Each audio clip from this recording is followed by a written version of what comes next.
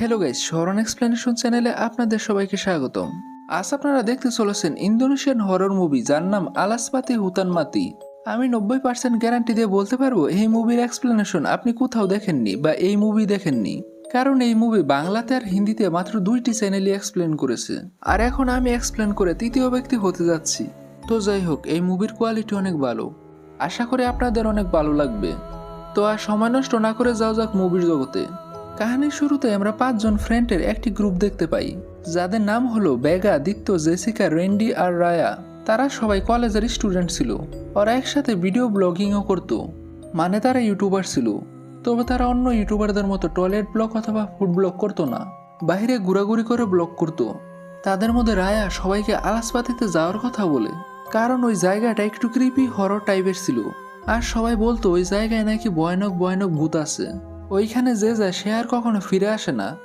ওইখানে যাওয়ার পর যদি ওইরকম কোনো ক্রিপি হরর টাইপের ভিডিও তারা তাদের চ্যানেলে দেয় তাহলে অনেক বেশি ভিউ পাওয়া যাবে, আর যদি হরর টাইপের কিছু না হয় তাহলে তারা নিজেরাই নিজেদের ভয় দেখিয়ে ভিডিও ভাইরাল করবে। তো যাই হোক, রায়ের কথা শুনে সবাই রায়ের সাথে যাওয়ার জন্য রাজি হয়ে যায়। এরপর সবাই আলাসপাতিতে যাওয়ার জন্য বের হয়ে যায়। পথে তারা খাবার খাওয়ার জন্য একটা জায়গাতে গাড়ি থামায়, আর ওই হোটেলের একজন ওয়েটারের কাছে তারা আলাসপাতি সম্পর্কে জানতে চায়।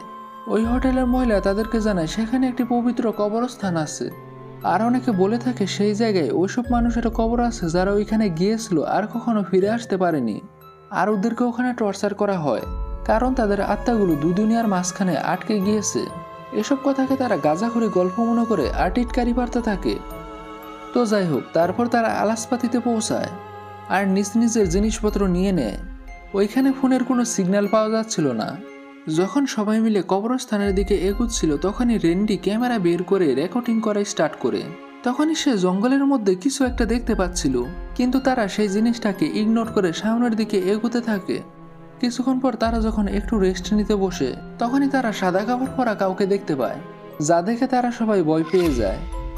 কিন্তু যখন রায়া আর জেসিকা একটু কাছে গিয়ে দেখে তখন তারা জানতে পারে এ আর কেউ নয়, বেগা ছিল। বেগা মূলত প্র্যাঙ্ক করে ওদের সবাইকে ভয় পাওয়াচ্ছিল।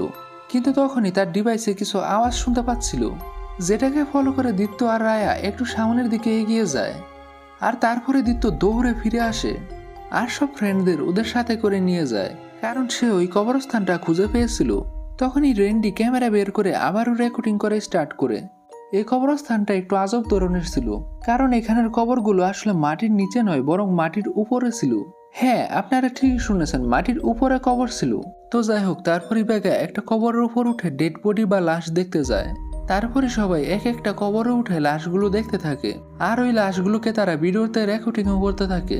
সবার মধ্যে জেসিকা একটু শান্ত ছিল। সে সবাইকে বলছিল এটা একটা কবরস্থান, আর এখানে এরকম কাজ করা উচিত না। মূল কথা, জেসিকা ভয় পেয়েছিল, যা একদমই স্বাভাবিক, কিন্তু এদের জন্য সব স্বাভাবিক না। শুধু এসব হারামি ফ্রেন্ডদের পক্ষে এসব শয়তানি করা সম্ভব। তো যাই হোক, এরপর রায়া একটি লাশ থেকে একটি লকেট বের করে নিজের পকেটে রেখে দেয়, আর তারপর সবাই জেসিকাকেও কবরের উপর উঠে লাশ দেখতে বলে। প্রথমে তো জেসিকা উঠতে চায় না, কিন্তু কথায় আছে না, সঙ্গ দোষে লোহা বাসে। এজন্য কিছুক্ষণ পর জেসিকা ওদের কথা শুনে কবরের উপর উঠে দাঁড়িয়ে যায়, কিন্তু তখনই ওই কবরটা ভেঙে নিচে পড়ে যায়, যার কারণে একটা বাঁশ জেসিকার বডির ভেতর দিয়ে ঢুকে এপার থেকে ওপারে চলে যায়, আর জেসিকা ওইখানে শুলে চলে যায়, মানে মারা যায়। আর বাকি সবাই এই দৃশ্যটা দেখে অনেক ভয় পেয়ে যায়, আর তারা জেসিকার কোনো হেল্প না করেই ওই জায়গা থেকে পালিয়ে যায়। এরপর থেকে এই ঘটনার কথাটা না কাউকে ওরা জানায় আর না কাউকে ওরা কিছু বলে। এখন রায়া যখন তার বাসায় পৌঁছায় তখন আমরা দেখতে পাই তার বাসার মধ্যে প্যারানর্মাল অ্যাক্টিভিটি হচ্ছে। তার মেয়েটও এই বিষয়ে খেয়াল করছিল, কিন্তু রায়া মূলত জেসিকার মৃত্যুর জন্য অনেক বেশি ডিস্ট্রাক্ট ছিল। এজন্য সে এসব প্যারানর্মাল ঘটনার কথাগুলোর উপর একটুও বিশ্বাস করছিল না। পরের দিন যখন সে কলেজ যায় তখন সে তার কোনো ফ্রেন্ডের সাথেই কথা বলে না, আর সবাই এমন আচরণ করে যেন এমন কোনো ঘটনাই ঘটেনি। তারপর রায়া যখন ক্লাস করতে যায় তখন সে হঠাৎ করে জেসিকার আত্মাকে দেখতে পায়। আসলে ওখানে অন্য কেউ ছিল, আর রায়া এগুলো হেলুসিনেট করছিল। অন্যদিকে জেসিকার মাও জেসিকার জন্য দুশ্চিন্তা করছিল, কারণ জেসিকা 2 দিন ধরে বাসায় ফিরছিল না, আর জেসিকার কোনো খোঁজ খবরও পাওয়া যাচ্ছিল না, তার ফোনও বন্ধ ছিল।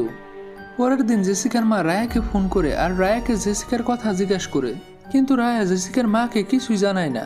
রায়া যখন ক্লাসরুমে বসেছিল তখন সে জানতে পারে ওদের ট্রিপের ভিডিও কেউ একজন আপলোড করে দিয়েছে। রায়া এই ব্যাপারে দ্বিতীয়কেও জিজ্ঞেস করে, তখন দিত্য বলে সে এ সম্পর্কে কিছুই জানে না। আর এরপর ক্লাসরুম থেকে বের হওয়ার পর রায়া একটি আলাদা ভীষণ দেখতে পায়, যেখানে সে নিজেকে আলাস পাতিতে পায়, যেখানে জেসিকার আত্মা তাকে ভয় দেখায়। কিন্তু তখনই দিত্য এসে তাকে হুঁশে নিয়ে আসে। তো যাই হোক, এরপর রেন্ডিও এখানে চলে আসে। আর রেন্ডিও জানে সে ভিডিওটা আপলোড করেনি। কিছুক্ষণ পর তাদের কলেজের প্রিন্সিপাল তাদেরকে দেখা করতে ডাকে, কারণ জেসিকার মা জেসিকার মিসিং এর কথা প্রিন্সিপালকে জানিয়েছিল।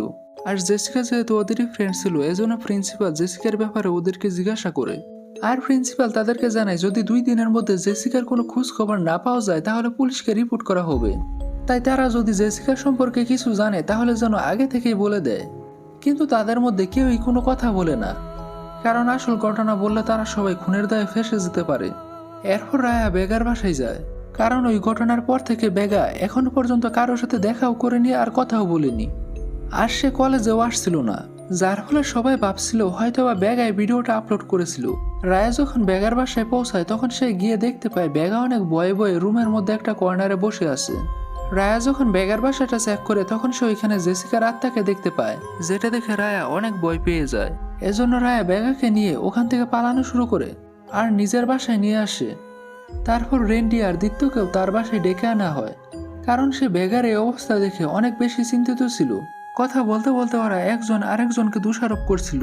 একজন বলে তোর জন্য এমন হয়েছে, আরেকজন বলে তুই বলিস তুই নাকি নিষ্পাপ, তাহলে আমি কি ফাউনি ভাইয়া, তোদের এসব গাঁজাখুরি আইডিয়ার জন্য এমন হয়েছে। তো যাই হোক, ব্যাক টু দ্য স্টোরি। তারা দুঃখ নিয়ে বলছিল তারা যদি ওই দিন জেসিকার হেল্প করতো তাহলে হয়তোবা সে আজকে জীবিত থাকতো, কিন্তু এখন এই কথাগুলোর আর কোনো মূল্য বা লাভ নেই। আর রেন্ডি এখান থেকে রেগে চলে যায়। এরপর রায়া বেগাকে রুমের ভিতরে রেখে আসে যাতে সে রেস্ট করতে পারে। আর রায়া দিত্যকে বাসার বাইরে এগিয়ে দিয়ে আসে। তারপর সে দিত্যকে একটা লকেট দেয়, যেটা সে আলাসপাতির একটা কবর থেকে নিয়েছিল।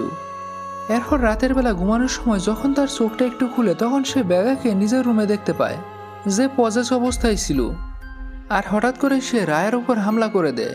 এরপর বেগা আবারও ঠিক হয়ে যায়। বেগা অনেক ভয় পাচ্ছিল, তখন রায়া তাকে সামলানোর চেষ্টা করে, কিন্তু বেগা তখন ওখান থেকে পালিয়ে যায়। রায়া তাকে অনেক থামানোর চেষ্টা করে, কিন্তু সে থামাতে পারে না। অন্যদিকে রেন্ডি যখন তার নিজের বাসায় ছিল তখন তার সাথে প্যারানর্মাল অ্যাক্টিভিটি করতে শুরু করে। আর এখন সেও জেসিকার আত্মা দেখতে পাচ্ছিল, তাতে সে অনেক বেশি ভয় পেয়ে যায়। অন্যদিকে বেগা এগুলো আর সহ্য করতে পারছিল না, তাই সে ছাদের উপর থেকে লাফ দিয়ে সুসাইড করে। পরের দিন রেন্ডি রায়া দিত্য যখন এই খবরটা পায় তখন তারা আরো বেশি দুশ্চিন্তায় পড়ে যায়। রেন্ডি সবাইকে আবারও আলাসপাতিতে যাওয়ার কথা বলে, কিন্তু রায়া কিছু না বলেই ওখান থেকে চলে যায়। তারপর দ্বিতীয় যখন ক্লাসরুমে একা থাকে তখনই সে জেসিকার আত্মাকে দেখতে পায়। এখন রাতের বেলা রায়া যখন নিজের বাসায় থাকে তখন সে জেসিকার আত্মাকে আবারও দেখতে পায়, আর তার ঘরের দরজা জানালা নিজে নিজেই বন্ধ হয়ে যায়। তারপর রায়া কোনোভাবে সেখান থেকে পালিয়ে যায়, কিন্তু জেসিকার আত্মা রায়ার গাড়ির মধ্যে বসেও তাকে ভয় দেখাতে থাকে, যার কারণে রায়ার অ্যাক্সিডেন্ট হয়ে যায়। আর রায়া গাড়ির সাথে পানির মধ্যে গিয়ে পড়ে যায়। রায়া গাড়ির দরজাটা খুলে পানি থেকে বের হওয়ার চেষ্টা করে, কারণ তার গাড়ির ভিতরে অনেক পরিমাণ পানি ঢুকে গিয়েছিল। কিন্তু তখনই তাকে কেউ একজন আবারও পানির মধ্যে টেনে নেয়। আরেকটা আত্মা তার গলা থেকে ওই লকেটটা নিয়ে যায়, যেটা সে আলাসপাতি থেকে চুরি করে নিয়ে এসেছিল। এরপর রায়া ওখান থেকে বের হয়ে দিত্যকে কল করে আর নিজের সাথে হওয়া ভয়ানক ঘটনার কথাটা দিত্যকে জানায়, আর তাকে আলাসপাতিতে যাওয়ার কথাটা বলে, যাতে গিয়ে তারা জেসিকার বডিটাকে কবর দিয়ে আসতে পারে, যাতে জেসিকার আত্মাও শান্তি পায় আর ওদের সাথে যে ঘটনাগুলো ঘটছে তা থেমে যায়। এরপর দিত্য, রেন্ডি আর রায়া আলাসপাতিতে যাওয়ার জন্য রওনা দেয়। আর সেখানে যাওয়ার পরই তারা জেসিকার বডিটাকে কবর দিয়ে দেয়, যাতে তার আত্মাটা এখন শান্তি পায়। আর তারা সবাই ডিসিশন নেয় এই ঘটনাটা ওরা সবাইকে জানিয়ে দিবে, তারপর ওরা যা শাস্তি পাওয়ার তা পাবে, সেটাকে ওরা সবাই ফেস করবে। এরপর তারা সবাই যে যার বাসায় ফিরে যায়। কিন্তু যখনই রেন্ডি বাসায় পৌঁছায় তখনই তার সাথে প্যারানর্মাল ঘটনা ঘটতে শুরু করে। আর দ্বিতীয়র সাথেও ঠিক এমনটাই হচ্ছিল। তখনই রায়ারও চোখ খুলে, আর ল্যাপটপে সে প্রথমে দিত্যকে মারা যেতে দেখে, আর তারপরে সে দেখতে পায় রেন্ডিকেও কোনো এক শক্তি মেরে ফেলেছে। আর তারপরে ল্যাপটপের স্ক্রিনে সে আলাসপাতির কবরস্থান দেখতে পায়, আর তার সামনে একটা আত্মা চলে আসে যে অনেক বছর ধরেই ওই জায়গাটাকে প্রটেক্ট করছিল, মানে আলাসপাতির কবরস্থান প্রটেক্ট করছিল, কারণ এটা অনেক পবিত্র জায়গা ছিল এসব জঙ্গলি আত্মাদের মতে। তাই জেসিকার আত্মার পাশাপাশি আলাসপাতিতে থাকা আত্মারাও তাদেরকে হর্ন করছিল, ভয় দেখাচ্ছিল এবং মারার চেষ্টা করছিল, কারণ তারা এই আলাসপাতির পবিত্র জায়গায় গিয়ে তাদেরকে ডিস্টার্ব করেছিল। একজন তো সেখানে গিয়ে মূত্র বিসর্জন করেছিল, এজন্য সেই কবর আত্মাগুলো তাদেরকে মেরে ফেলতে চাচ্ছিল। তো যাই হোক, এরপর সেই আত্মারা এসে রায়াকেও মেরে ফেলে। আর এই মুভি এখানেই শেষ হয়ে যায়। এই মুভির গল্পটা অনেক সিম্পল আর ইউনিক ছিল। কয়েকজন বন্ধু বান্ধবরা ভাইরাল হওয়ার জন্য ভুতুরে জায়গায় পিকনিক করতে যায়, কিন্তু তাদের সবচেয়ে বড় ভুল ছিল তারা সেখানে লাশের মজা উড়িয়েছিল আর একটা লাশের লকেটও চুরি করেছিল। তাদের শয়তানির জন্য বেচারা জেসিকাও মারা যায়, যার ফলে জেসিকার আত্মা আলাসপাতিতে থাকা আত্মাদের সাথে টিম আপ করে আর তারা একসাথে মিলে তাদের প্রতিশোধ নিয়ে নেয় আর পুরো ফ্রেন্ড সার্কেল একেবারেই খতম হয়ে যায়। এজন্যই হয়তো কবি শরণানন্দ্রনাথ পাশা বলেছিলেন, নিরীহ আর মরাকে কখনো খেপাতে নেই, না হলে বাস খেতে হয়। তো যাই হোক, তারা হরর ব্লগ করে তো ভাইরাল হতে পারলো না, তবে আপনি চাইলে হতে পারবেন। শুধু আপনার ভিডিওতে ওয়াইফ বা মহিলা মিত্র থাকতে হবে। আর শুরু করে দিন কাপল ব্লগ। ভিডিও যদি হাগু লেভেলেরও হয় তারপর আপনি ভিউ পাবেন।